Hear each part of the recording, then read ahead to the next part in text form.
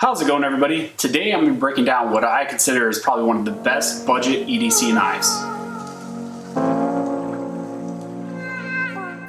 So what is one of my favorite budget EDC knives, you ask? It's probably one of your guys' favorites also, but for those of you who don't know about it, it is the Ontario Rat 1. I have actually had multiple of these. It was probably, I think it was either the first or second knife I ever bought with my own money. Actually, I found out about it by a Nut and Fancy review, so shout out to you Nut and Fancy fans out there, you TMPers. That is how I found out about it, was a review he had done. It was just like a quick down and dirty review he did, and I was like, oh, you know, it's pretty cheap. I'm gonna you know, go on Amazon and grab it. And I went ahead and grabbed it, and I loved it. And I'm actually sad I lost that knife when I moved out to Pennsylvania. I didn't take it with me, and I actually had my dad mail it to me, and he mailed it to me and it fell out of the package, or the post office took it out. I don't know. There was just a hole in the package, and I think it fell out with some other stuff, or they took it all out. But I was super bummed because it was one of my favorite knives. I wore it for a long time. It had all this nice weird like patina and scratching on it. I love that knife, and I was really bummed that I lost it. So I went ahead and bought another one, and this is the knife I bought after that, and I've had this ever since, and I wear it pretty frequently. I always find myself going back to it, and I just love this knife, and for the price, it's just amazing. So let's bring you down to the tabletop and take a look at this knife. So here is the Ontario Rat 1. So as you can see, this knife has quite a bit of wear on the clip, and has quite a bit of lint inside of it, but that's pretty much because I wear this all the time. I wasn't lying. This is probably one of my favorite. Just throw it in your pocket, beat on it. It's kind of cool looking. It's just down and dirty. It's cheap, and just does what you need it to do. And especially if this is like your first knife, or you're just trying to get some entry-level knives and to get something that's solid and cool and that's just gonna kind of always be in style, in my opinion, this is the knife for you. So some quick specs on this knife. It has G10 handles. It's made out of Aussite steel. It's kind of got this nice belly. The actual edge on it when you get it is not very great. You might want to reprofile that yourself or sharpen it. But it does what you need it to do. It's liner locked. It's a really positive lock in my opinion. It's really audible. It's really tactile. It really locks in. Both of my knives were like that, and that's what I really like about it. There's something satisfying about just like sitting here and just feeling it like thud and lock in. It has these thumb studs, which is how you open it. It's not assisted opening or anything like that. Just kind of down and dirty.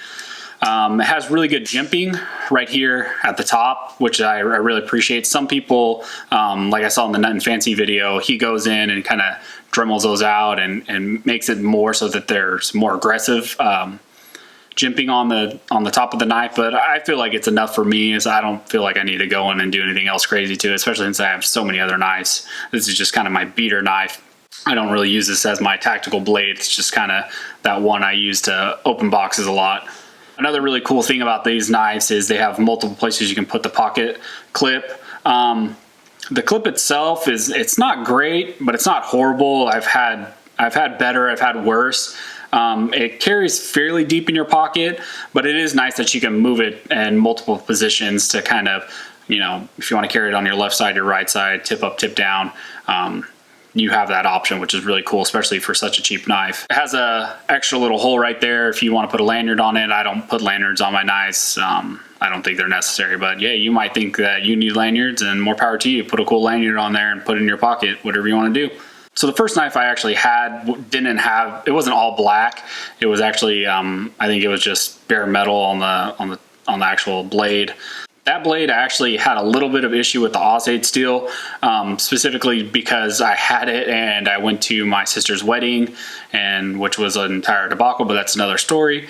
And I actually had to open some meat and some random things, and I was the only one in the whole area who had a knife. Like I said, it was a debacle. There wasn't even knives or plastic knives for people to use at the wedding, but I had to use my Ontario Rat, and I opened all these things, put it back in my pocket, kind of forgot about it, and all those liquids and everything kind of caused a little bit of rusting on the blade.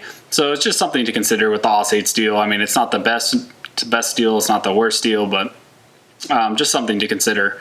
This one is actually the black blade.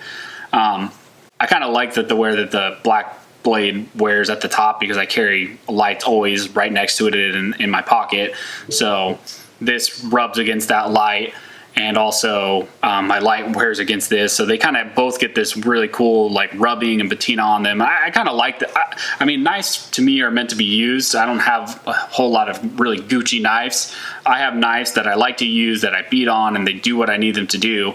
And I think this Ontario, along with some other knives, just falls into that category. So I do love these knives specifically because they're just so cheap. For reference, right now on Amazon, you can get these from anywhere between, I think, $27 to, I think the most expensive one I saw was almost $40. But that's very cheap for a knife of this type. And like I said, I mean, I've had a couple of these now and I just love them. I'm never gonna get rid of them. I wish I still had that other one. I probably still would have bought this one. I'm probably gonna go try to buy some other ones. Quick reference, I think right now as this is being shot and when it's going to be posted, I saw a lot of posts on Reddit and some random places where people are actually going to their local Walmarts, and in the clearance section they were finding these Ontario rats in different G10 handlings, like the flat dark earth and the OD green, but they were finding them for like $13 on clearance. So if you are seeing this pretty close to when I posted this video, you might want to take a look at your own Walmart. For me, I think this is a great entry-level knife. It's cheap, it's really cool. There's a lot of different coloration options, a lot of different blade options. You can get it serrated. But yeah, I think just Ontario in general is just doing it right. And a lot of people love these knives. They stand by them. I stand by them. It's one of my like constant rotations for my EDC. It's just something I really love. So if you guys are interested in picking up this knife, I'll put links down in the description to the Amazon store. Like I said, you can pick these up from anywhere, I think, to $27 to $40. Again, if you are viewing this video close to when I posted it, you might want to check your local Walmart and they might have them on clearance. If you love the Ontario Rat 1s, or maybe you have another EDC budget knife that you just love and stand by, and maybe you want me to take a look at, go ahead and comment down below and I'll take a look at them. You guys are all awesome. I love making these videos for you guys. There's been a lot of really cool discussion between me and you. I really didn't think I'd get this much support early on, but you all are awesome. And as I mentioned, I got some really cool reviews coming up. I've been sent some really cool products so far, and I will be doing giveaways in the future for my subscribers and some other stuff. And I'll put details about any giveaways or anything like that down the road when I make specific videos. But thank you guys for watching. Thank you for all your support. Thank you all, everybody, for liking and subscribing. If you're not a subscriber, hey, what are you doing? Go ahead and hit that subscribe button. Thank you all for watching. I'll catch you in the next video.